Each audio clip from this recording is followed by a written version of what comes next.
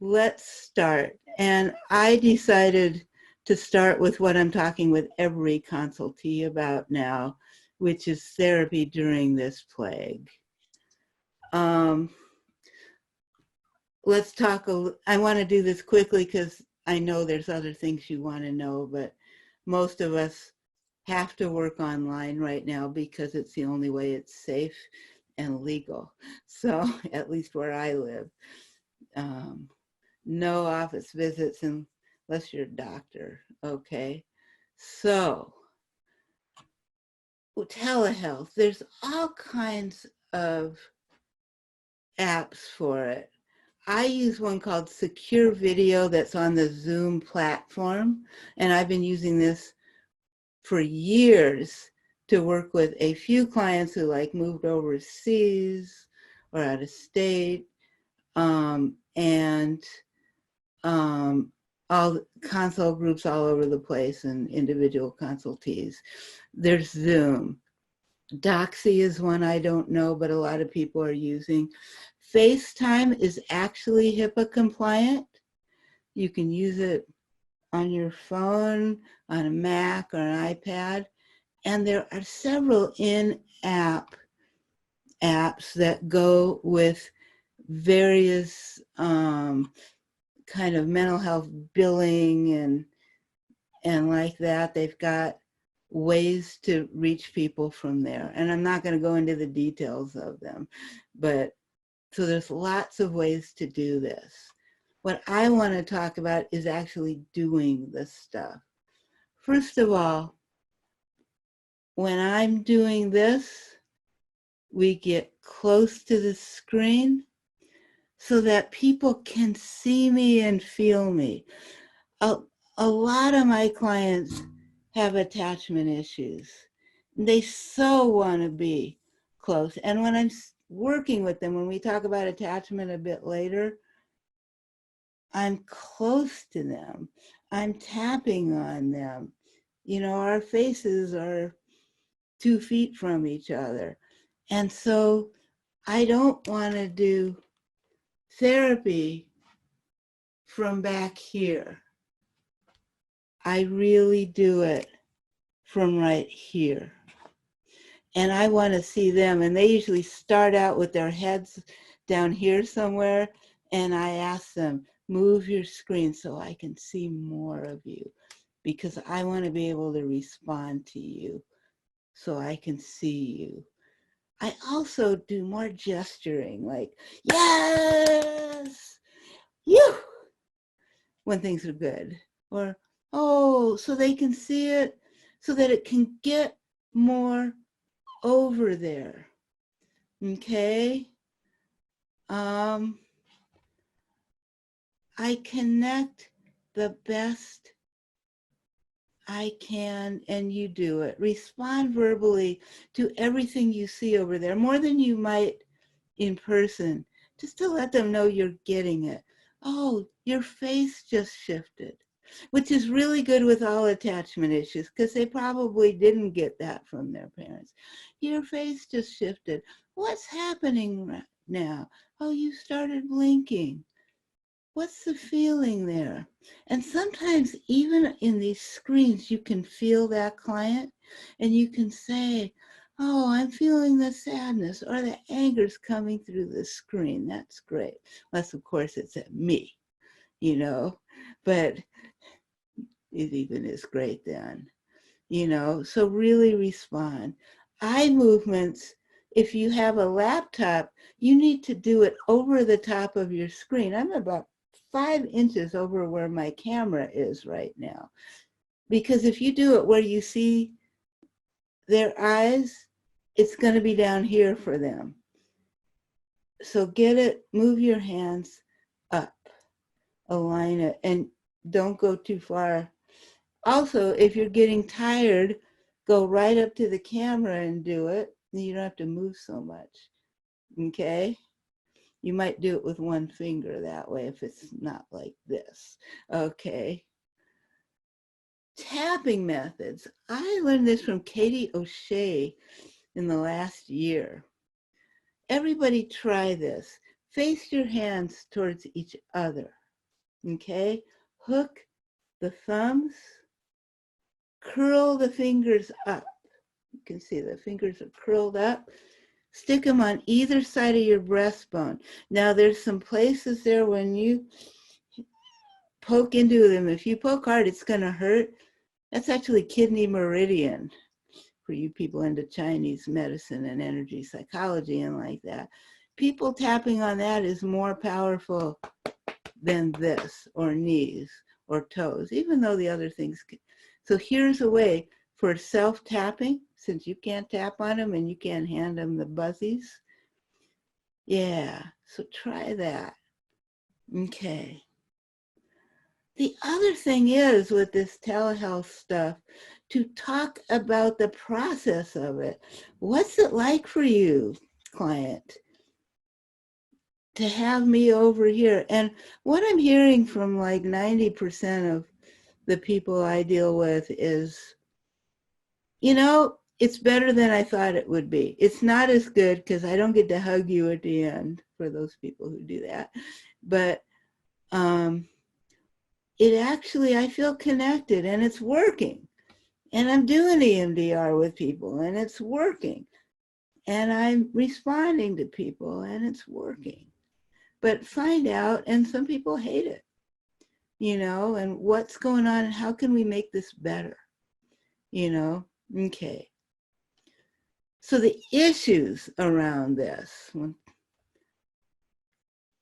a lot of people who are not normally anxious are anxious now, and there's a cause. The whole world is changing right now. People are dying all over the place. I live in the United States epicenter of this. Just north and east of Seattle is Kirkland, where it all started in a nursing home there. And we had the first wave come through our city. And so we shut down first. I've been doing online stuff for almost a month now. And everybody's terrified. First of all, that they'll get it, that people they care about will get it. They're watching their savings disappear since the stock market crash, you know, all kinds of stuff. And yeah, Cheryl's handling the people who are talking. Okay.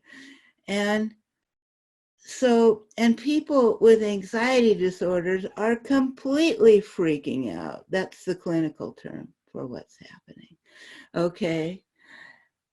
And so with them, I will do the two hand, which I'm going to talk about a bit later. So in one hand, can you hold how scared you are?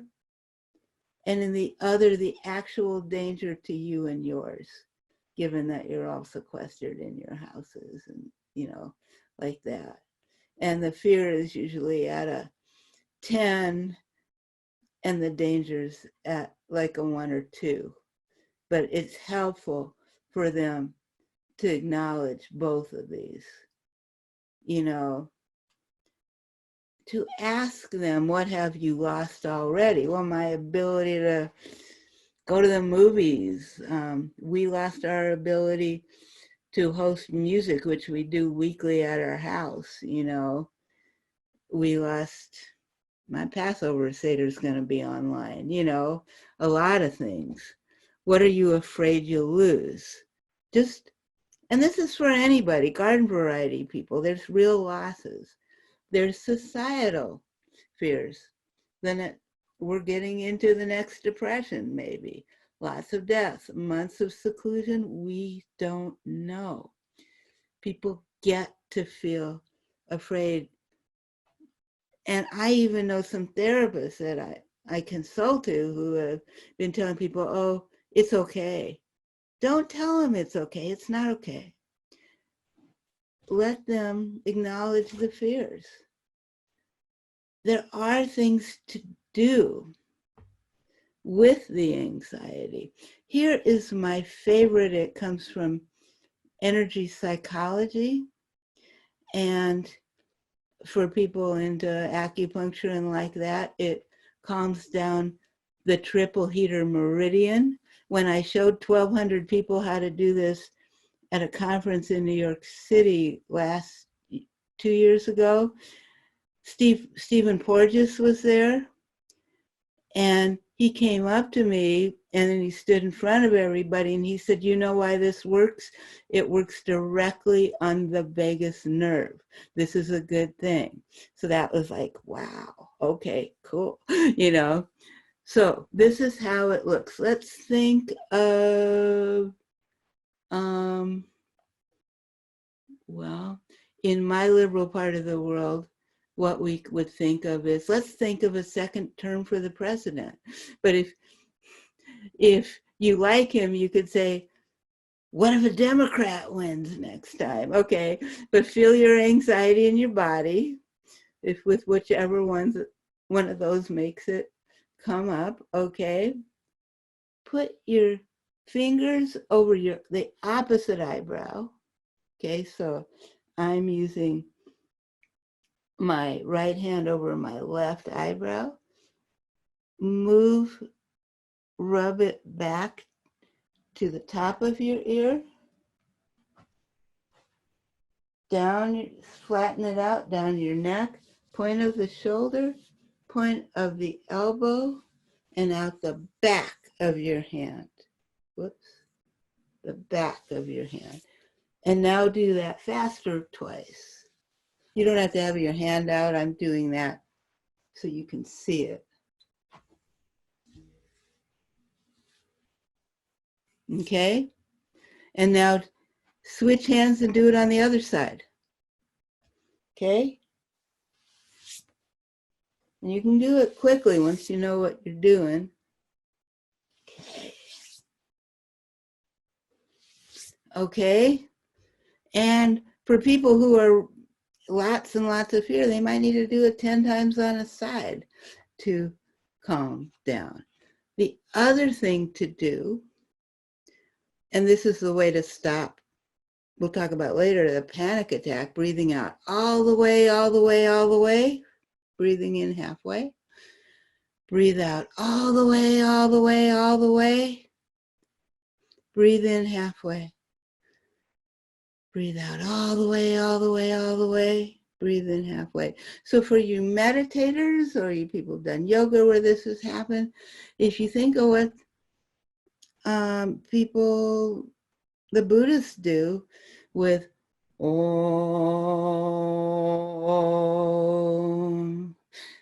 Om, it's exactly that.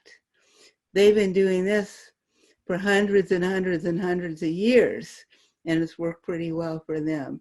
So those are two easy ways, also grounding, breathing, but we'll talk more about that when we talk more about anxiety later on. The other thing going on for everybody in this that I have talked to is grief. I have never had so many crying consultees, and it's not so much about what's happening to them, it's what's happening to their towns, what's happening to the culture, you know, what's happening with their clients. So there's the grief comes in with, so this is my handout book, you know, shock and disbelief, shock at each new loss and change. And then anger could be anger at the government, people who aren't conforming, those people out there partying together and they're going to make all of us sick, or just the whole situation. I'm pissed at what this has done. I'm stuck at home. I can't do this. I can't do that. And then the sadness at the losses, at people dying, or the people you can't see because you're not going to the office, or you're not going to church, or you're not going wherever. Cultural events that aren't happening. I live with a musician. There's like 2 to 5 music jams he's not doing a week businesses going under or just stop for now, parties, you know, safety, the sadness at losing that. And often with the sadness part of it, you get depression, hopelessness, yearning goes with this. And then in normal grief, you lose something, it's awful, you feel it, and then it all integrates. But at this point in this, the integration doesn't get completed because the next bad thing happens. They shut down India. New York has the most deaths of anywhere. You know, somebody you know gets sick, or some other musician you know of, or, you know, whatever. And so you have to go through another loss and change. I explain this to everyone so that I explain this to everyone so that it's normalized for people. Yeah, this is what we are going through. Because for a lot of people who come from families where their ethnic group or their particular parents say, no bad feelings, it's all okay, look at the bright side, you have to say, you and everyone are going through this. This is not, you're not feeling bad because you're bad. You're feeling bad because this is real. So normalizing it with everyone. And you can do EMDR with both the anxiety and the grief. Don't expect it to get to zero with this because it's ongoing. But expect it, say, we're doing EMDR to help this flow through. And what they might do is start with, I can't believe it, get really mad while you're doing it, get sad, and then feel a little better, and come in and do the same time next time. It's not because you're a bad therapist, it's because shit is going on, okay? Keep just helping it move through. And for the people who aren't DID, you know, teach them self-tapping to just allow it to flow rather than allow it, you know, think that they're going to get through it. Personally, I'm crying about every 2 days. Usually when I'm exercising, that's when it will come. And again, I've seen more crying therapists online in my consultees than I have, because I'm giving them this permission, than anywhere I've ever seen before. There's some ways, without ignoring the anxiety and the distress and the grief, to bring up things. There is a whole bunch of evidence that a gratitude practice works. I do it online with a bunch of friends every day. We post at least 3 things we're grateful for today. And it can be really mundane things. The beautiful tree I saw walking, you know, nice dinner.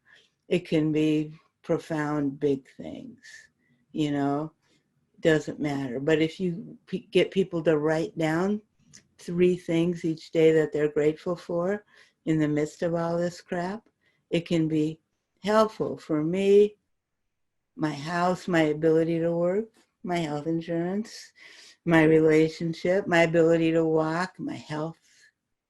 Again, for some people, their kids, that spring is continuing, you know, that my community is continuing.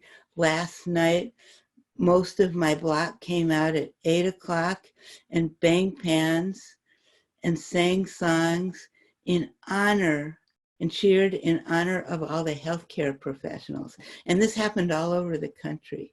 But we had probably at least half the houses on the block, people out making noise. for all the first responders, grocery people, and healthcare professionals who are out there on the front lines, you know. And so going with this with everyone. And there's a nice meditation. This is from the Sufis that they can do because there's no real religion in it. Feel your heart. Notice the light and love there. Bring in the light from above through the top of your head, through the bottom of your spine. Bring in the light from the heart of the earth and send that love through your heart to yourself first, to your beloved people, your friends, your block. I will say when I'm working with clients, send some to me, and they'll laugh. To the world. And if they wake up and do that every day, they're starting with something more positive than, oh, fuck, it's still happening, you know. But it's both. We'll talk about that later. So self-care for you all. This is important. Okay? In the codependent literature, there's the platinum rule. Fill your own cup first, give away only what's left over. Okay? Take care of yourself. Now, the first thing is, if you're on computer all the time, your head's like this, and you're going to wreck your neck. Put your head, do this now. Your head back, your shoulders dropped, your chin down, hold it for 5 seconds.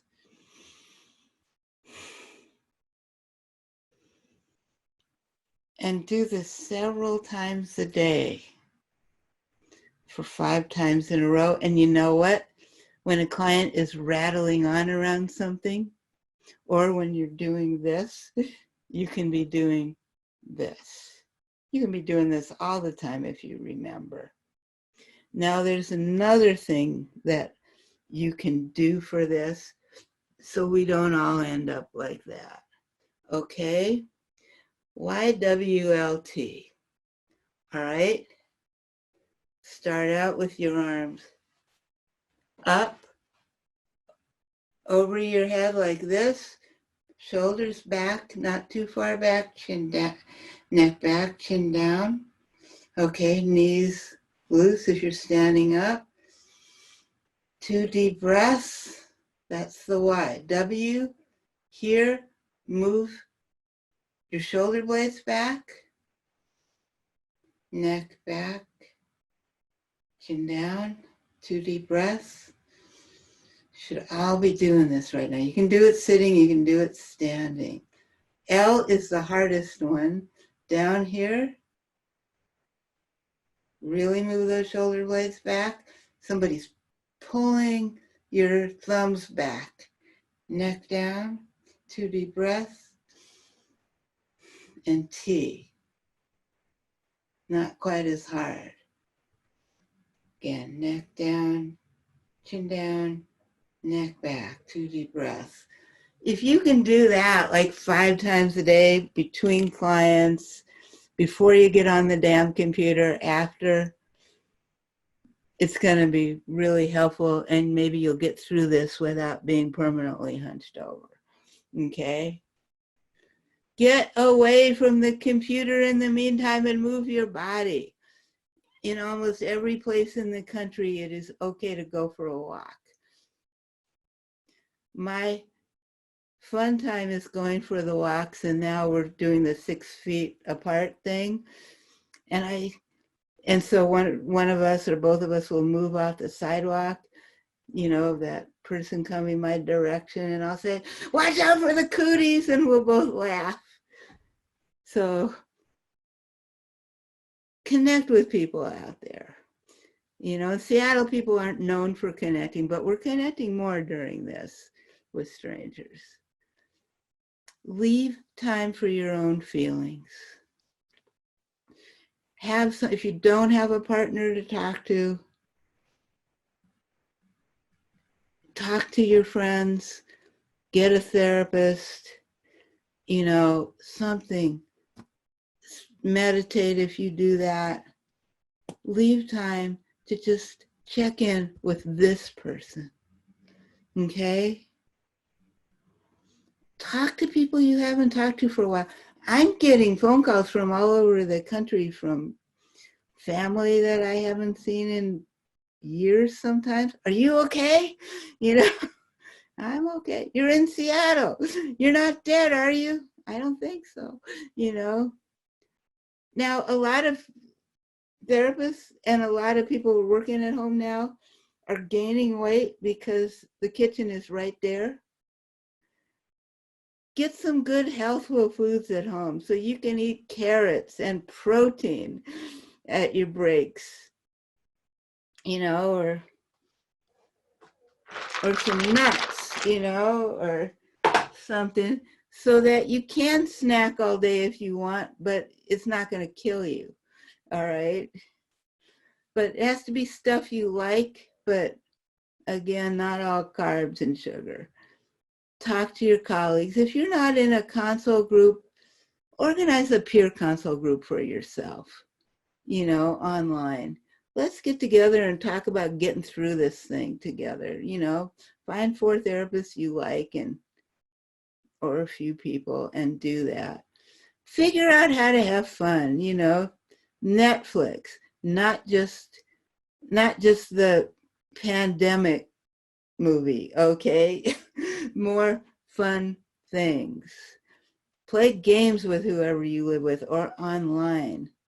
There are a bunch of really fun parody videos of this virus stuff. Find room to giggle and use that light and love thing for yourself if you don't have something you like better.